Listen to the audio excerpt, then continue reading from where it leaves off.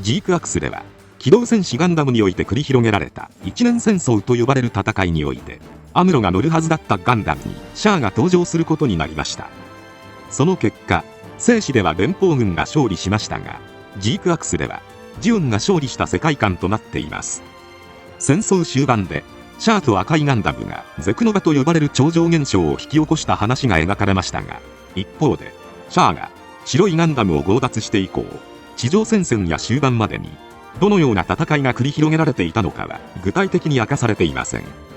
しかし劇場先行版の入場者特典パンフレットでは、細かな設定や初期案の中にはヒントとなる話が多数存在します。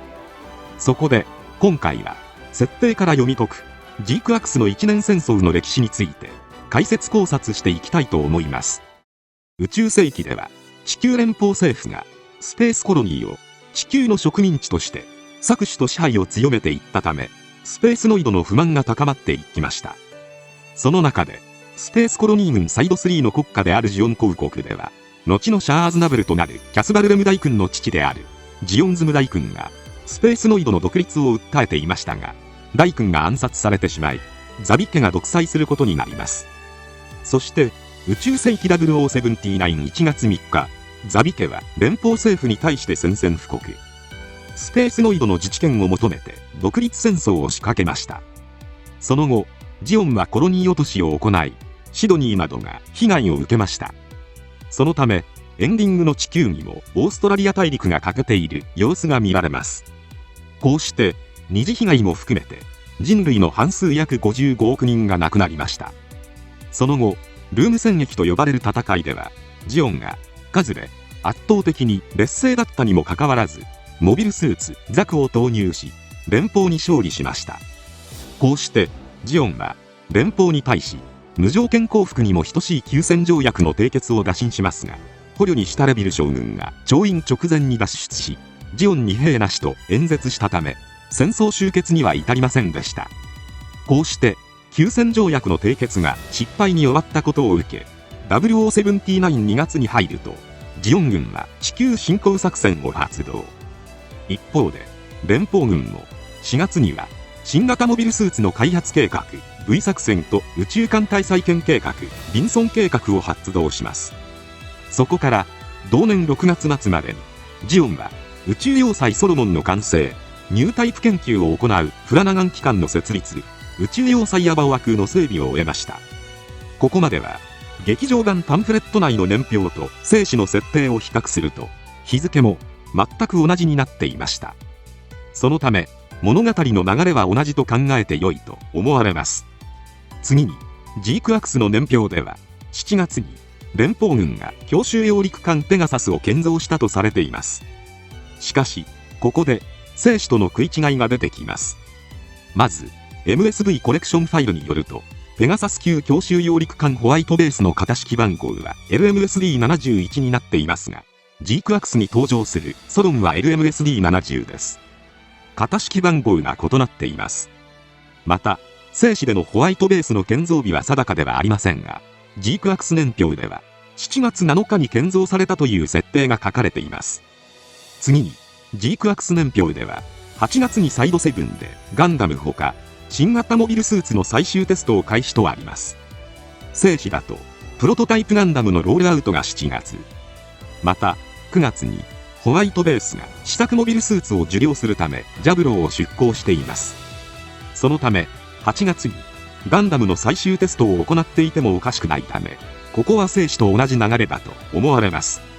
さらに9月18日にはシャアがサイド7に潜入してガンダムとペガサスを奪取。これは生死と同じ日付の出来事ですが、ここから物語は大きく違いを見せることになります。生死ではジーンが出撃し、功を焦ったがゆえにコロニー内を無差別に攻撃してしまったので、シェルター内のアムロが外に飛び出してガンダムに乗ることになりました。同じくフラウボウなどの避難民たちもシェルターから出てきて、生き残った人たちはホワイトベースに乗船することになりました。しかしジークアクスではジーンのザクは不調をきたしていたため作戦に不参加。ここでの違いとして、生死ではサイド7に潜入したジーンが双眼鏡で住宅街を見ており、車を1台見た後、フラウの姿を確認していますが、ジークアクスではデニムが双眼鏡を覗く先には軍の施設があり、車を1台見ただけになっています。その後、生死ではジーンがコロニー内を攻撃し、シェルター内にいたアムロがジオンの攻撃だと気づいたため、シェルターを一人飛び出てガンダムに乗る流れでした。しかし、ジークアクスの場合、アムロは出てこず、シャアがガンダムに乗ることになり、ペガサス級の強奪にも成功。さらに、シャアは連邦のワッケインが差し向けた追っ手のゼロヒトガンダムの追撃を阻止しました。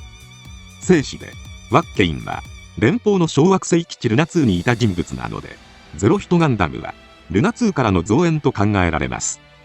この後、まず生死の流れだと、ホワイトベースは地球へ降下。シャアはそれを追って北米のガルマの元へ行きます。そして10月にガルマを謀殺しますが、ガルマを守れなかったことからドズル軍を除隊されてしまい、その後キシリア軍に配属することになります。11月に入ると、ジオンが鉱物資源基地として確保していたヨーロッパのオデッサ基地が陥落。11月末にはジオン軍は地球連邦軍本部のあるジャブローを攻撃するも失敗。こうしてジオンは地球上の重要拠点を失い、主戦場は宇宙になっていきました。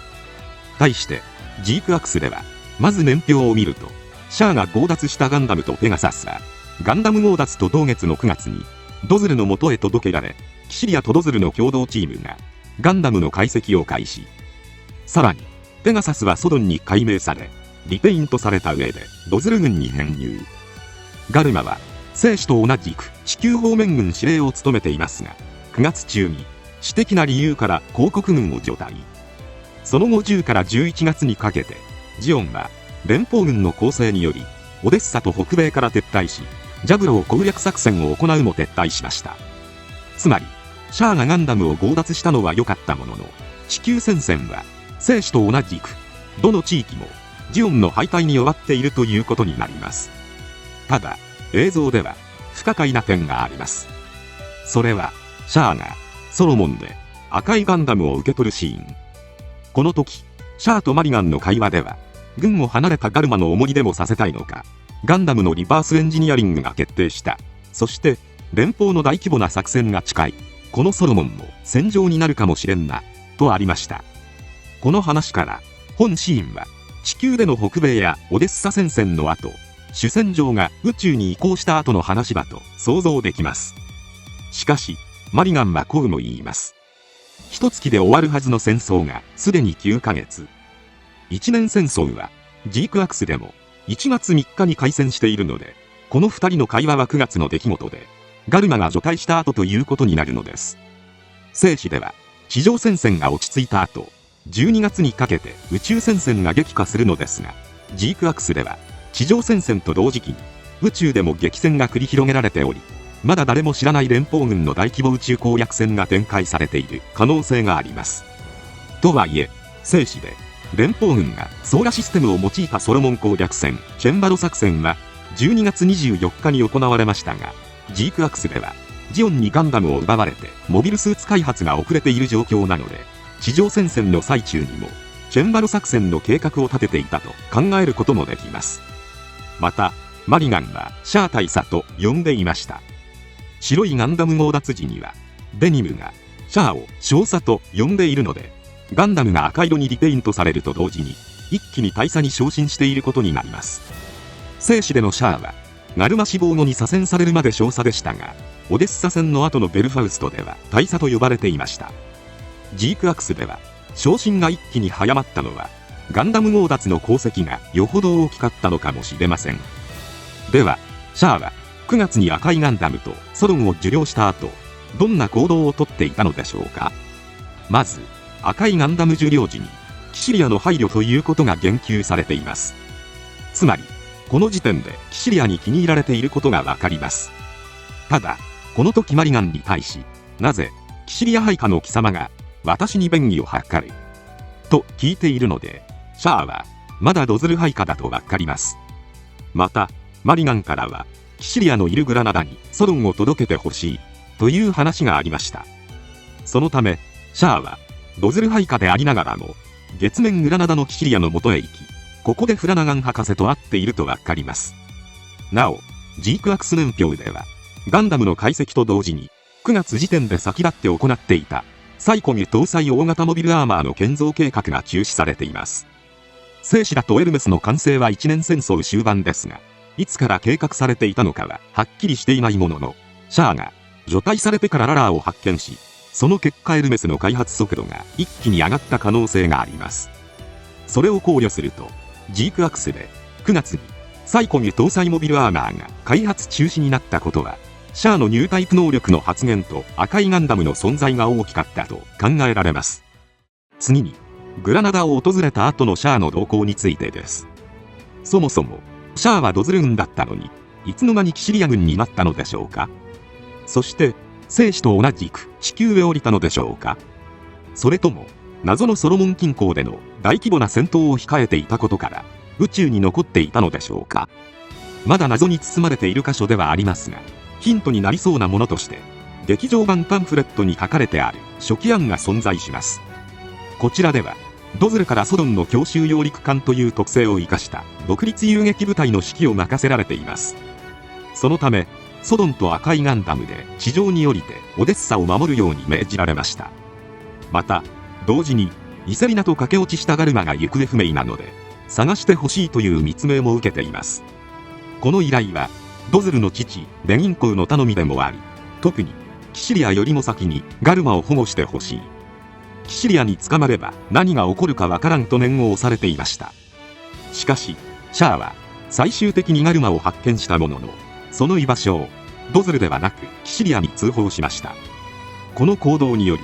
ドズルの怒りを買い、シャアはドズル軍からの除隊処分を受けてキシリア軍へ移りました。なお、キシリアに通報したことで、民衆の間では、イセリナが父親もろとも殺されたという噂が広まっているため、シャアのガルマに対する復讐は、生死のように殺すまでは至らなかったものの、間接的に、ガルマに苦痛を与えるという意味で達成できたと思われます。ちなみに、以前の動画でご覧いただいた方もいらっしゃるかもしれませんが、私がモーレは以前の考察で、ランバラル死亡説を考えたことがあります。それは、シャアがドズル軍から除隊された原因が、原作では、ガルマの死亡にあったものの、ジークアクスではガルマが死亡していないので、除隊される理由がなくなり、ドズルとシャアの間で共通しているドズル配下の原作キャラが、他にランバラルしかいないから、ここで何かが起きたのではないか、というものでした。しかし、もし初期案通りであれば、ランバラル生存ルートができます。そのため、今後ランバラルが出るかどうかで、シャアの地上での動向がはっきりするのではないでしょうか。また、シャアは、初期案通り地上に降りたのか、実は宇宙に残っていたのではないか。これを知る手がかりとして、ガイアは、あん時ガンダムに手柄を独り占めされてなきゃ、今も軍に入れたかもな、と言っていました。黒い三連星が、ガンダムに手柄を独り占めされた出来事としては、オデッサ戦が考えられます。正史では、キシリア軍の黒い三連星は、オデッサ戦のために地球へ降下していました。そのため、ジークアクスでも、同様にオデッサへ向かったと思われます。初期案通りなら、シャアも、オデッサの守りを命じられているので、ドズル軍から除隊され、キシリア配下として、オデッサの守備についていることになります。すると、キシリア配下のオデッサ司令幕では、同じキシリア軍の中でも、シャアと黒い三連星のどちらが優秀かを見定めているはずです。ここで、ガンダムに手柄を独り占めされたので、黒い三連星は軍に入れなくなってしまったのではないでしょうか。ちなみに、黒い三連星の設定では、3人での撃墜数を重視していたので、ルーム戦役での撃墜数は1人当たり 4.7 機と、エース認定の5機撃墜には、ギリギリ達成していませんでした。エースパイロットなのに、数字上はエースではないのです。そのため、マクベからすれば、オデッサ戦で戦績が良くなければ、戦争終結後に軍を辞めさせるのはたやすかったと思われます。このように、シャアが初期案通り地上へ降りたのか、まだ謎が残るものの、逆に地上へ降りていなければ、黒い三連星とのエース勝負がなくなり、ドズル軍除隊の理由も不明になってしまうので、原作同様に地上で活躍していたと考えられるのではないでしょうか。そして、地上戦線が落ち着き、宇宙へ戻った後の話は映像で描かれました。まず、木星帰りの男、シャリアブルが合流。その5日後には、第一次ソロモン海戦が勃発。この流れは生死同様で、連邦軍のソーラシステム攻撃を受け、ドズルがビグザムで出撃するも戦死しました。なお、初期案では、スレッガーの軽アーマーとセイラの軽キャノンがビグザムを撃ったことになっています。また、セイラの白い軽キャノンの話を聞いたシャアは、パイロットはニュータイプではないかと考え、キシリアにサイコミュの開発を急いでもらえるよう打診しています。こうして原作同様ソロモンが陥落した後、赤いガンダムはビット装備に改修されました。正史では、ここでララーのエルメスが登場し、制圧されたソロモンの連邦軍を次々と撃墜したため、ソロモンの亡霊と呼ばれるようになりますが、ジークアクスでは代わりにシャアが赤いガンダムでその戦果を上げる形になりました。その後、正史ではギレンがソーラレイを照射してレニン、もろとも連邦軍を焼き払います。しかしそれを受けて連邦軍はジオンの最終拠点アバオアクーの攻略作戦星1号作戦を強行。アバオアクーは陥落する流れでした。一方、ジークアクスでは第二次ソロモン海戦が勃発します。ここでの大きな違いは、正史では第一次ソロモン海戦で戦死した連邦のワッケインが生存していたこと、そしてビグザムが量産されていることにあります。ワッケインはルナ2攻防戦の中で敗北を受け入れつつも、グラナダへのソロモン落とし作戦を実行しました。第一次ソロモン海戦が正史同様ジオンの敗北で終わっているので、ディレンがソーラレイを使用する展開やアバオア空防衛戦へつながる流れは変わらないはずですが、逆にジオンがルナ2を進行する流れに変わったのはビグザム量産が大きかったのだと考えられます。この変化に関してはガンダムダッシュによりサイコミュ搭載大型モビルアーマーの建造計画が中止になったことの影響を受けていると思われます。未知の性能を秘めた巨大モビルアーマーを作る資金をビグザム開発予算に回したのかもしれません。終盤ではソロモン落としを阻止するべくシャアたちが内部からの爆破を狙いますが、シャアは逆に爆弾を起動せずにグラナダへ落としてキシリアを暗殺しようと目論みました。しかしセイラの軽キャノンが介入し、さらにゼクノバが起きたためソロモンはグラナダから離れていきます。こうしてシャアはいなくなり、ジオンの勝利として一年戦争は幕を閉じました。なお、正史では終戦日が宇宙世紀0081月1日ですが、ジークアクスでは1月3日に変更されています。開戦日が宇宙世紀0079-1月3日なのはどちらも同じなので、ジークアクスではぴったり1年に合わせているのかもしれません。ということで以上、ジークアクス版1年戦争の歴史でした。まとめると、ガンダムダッシュまでの流れはペガサスの型番のような細かな違いはあるものの、大筋は同じ。シャアがダッシュしたガンダムとソドンはソロモンでリペイント。その後は初期案通りなら地球戦線へ投入、もしくはソロモン近郊で謎の大規模戦が繰り広げられていた可能性もあり、ただいずれにしても北米から撤退、オデッサも撤退、ジャブロー侵攻も失敗。終盤ではソロモンが陥落するもビグザムが量産されたのでアバオア空防衛戦にならず、ルナ2を逆に攻め込んでグラナダへのソロモン落とし作戦を実行させるに至る。シャアの部隊がソロモン落とし阻止のために向かうも、シャアの真の目的はザビ家抹殺なのでソロモンを落とそうとする。しかしゼクノバが発生したのでソロモンはグラナダを恐れてジオンが勝利。このような流れになります。戦局全体を見てみると、ガンダムをダッシュした割には意外と生死と大して変わっておらず、実は終盤でビグザムが量産されたことが一番大きかったようにも見えるのは気のせいでしょうか。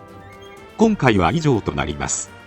チャンネル登録されるかはお任せいたしますので、もしよければもう一本動画を見ていただけたらとても嬉しいです。最後までご視聴いただきありがとうございました。